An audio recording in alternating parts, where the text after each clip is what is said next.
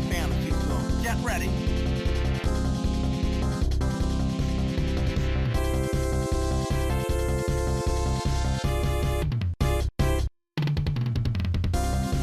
Batman est l'un des tout premiers super-héros à apparaître dans un jeu vidéo. Cette première partie est consacrée aux années 80, avec les adaptations de la série culte des années 60 et du premier film de Tim Burton.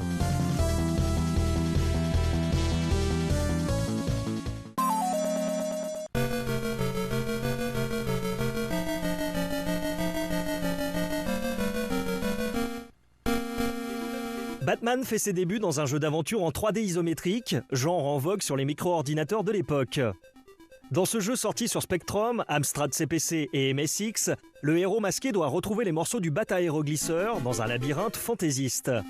La musique jouée au début de la partie est une reprise de celle de la série de 1966 avec Adam West, principale référence culturelle à ce moment-là.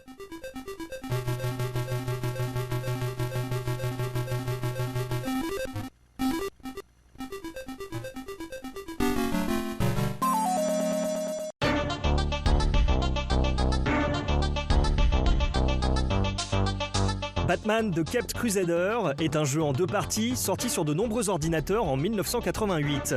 Les 2 scénarios sont indépendants, on affronte le Joker dans l'un et le Pingouin dans l'autre. L'influence de la série des années 60 est très présente avec son thème musical et une ambiance colorée. Le game design est assez unique, avec un affichage en case de bande dessinée, de forme et taille variables, avec parfois des indices à noter. Batman doit retrouver une foule d'objets pour progresser dans l'aventure, obligeant le joueur à être très rigoureux sur l'inventaire.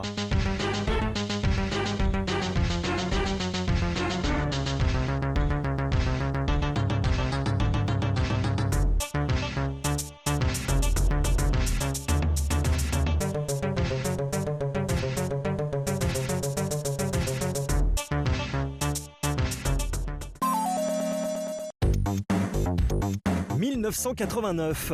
Le film de Tim Burton est un événement mondial et donne au Chevalier Noir une touche sombre et gothique. Océan développe sur micro-ordinateur un jeu d'action qui suit la trame du film, de l'usine chimique à la cathédrale de Gotham. Le gameplay repose sur l'utilisation de la Batcorde pour se hisser et se balancer vers les plateformes supérieures.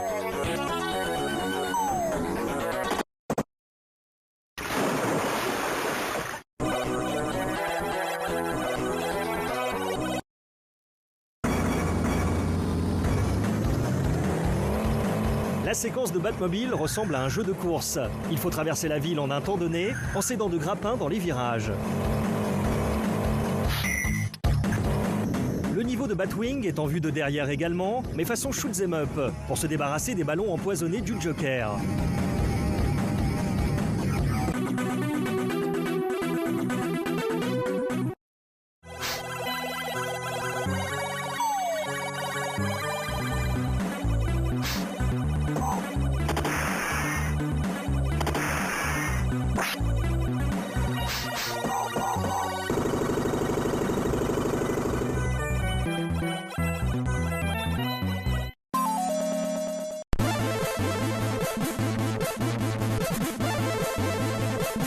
Sur les ordinateurs 8 bits comme le Commodore 64 ou l'Amstrad CPC, les scènes de Batmobile et de Batwing sont vues de côté, remplaçant la vue 3D de l'Atari ST et de l'Amiga.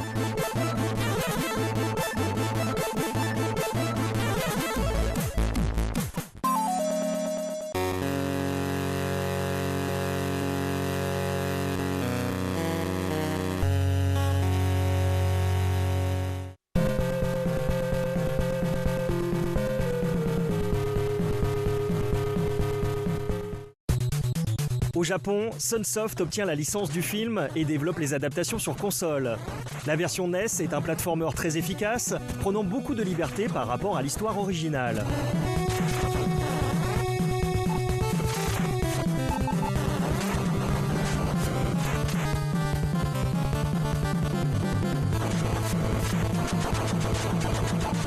On affronte des robots et des monstres dans des égouts et des complexes industriels, avec des sous-armes comme des petits missiles.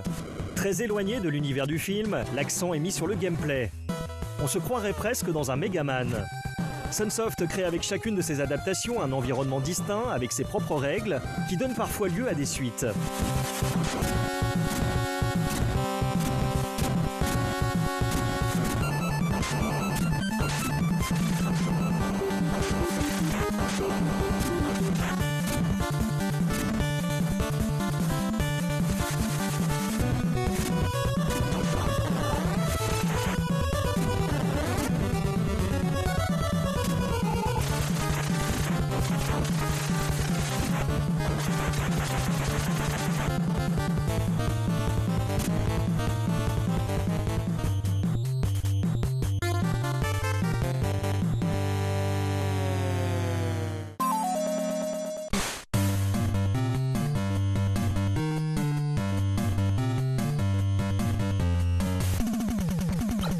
La version Game Boy est un jeu d'action à progression horizontale, assez proche de Super Mario Land par certains aspects. Batman y est curieusement équipé d'un pistolet.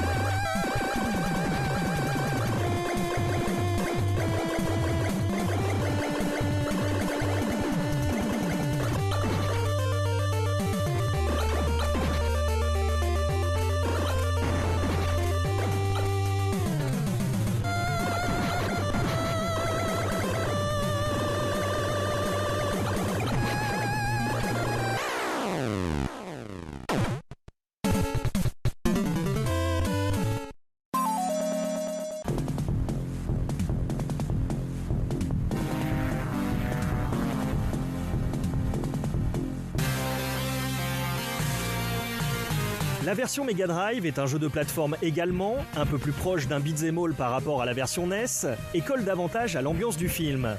Sa réalisation tant graphique que sonore est de toute beauté.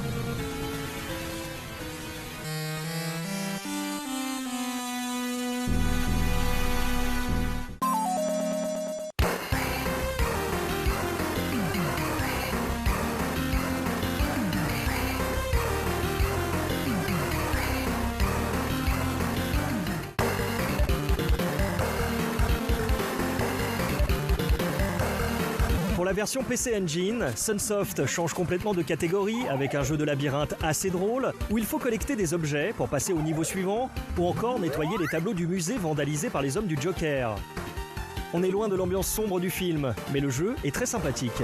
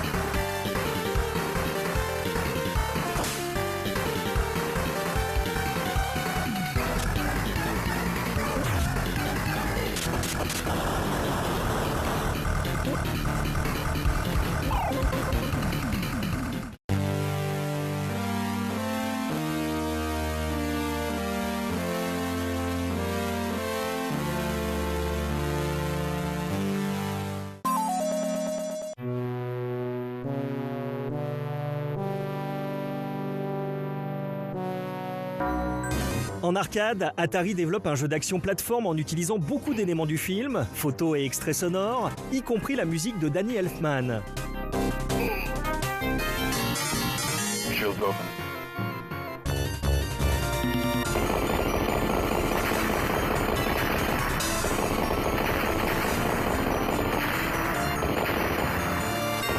Le jeu en lui-même est un peu inégal, avec des beaux graphismes, mais une difficulté relevée lors de certains passages.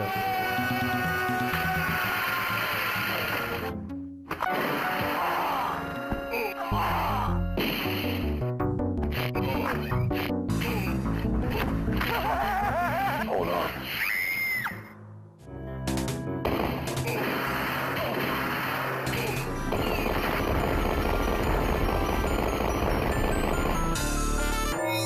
He stole my balloon!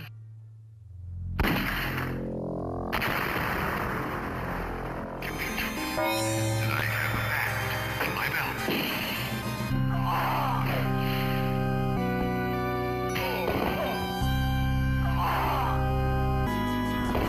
Et comme dans toutes les adaptations du film, l'action se termine au sommet de la cathédrale de Gotham City, avec le dernier combat contre le Joker et sa chute.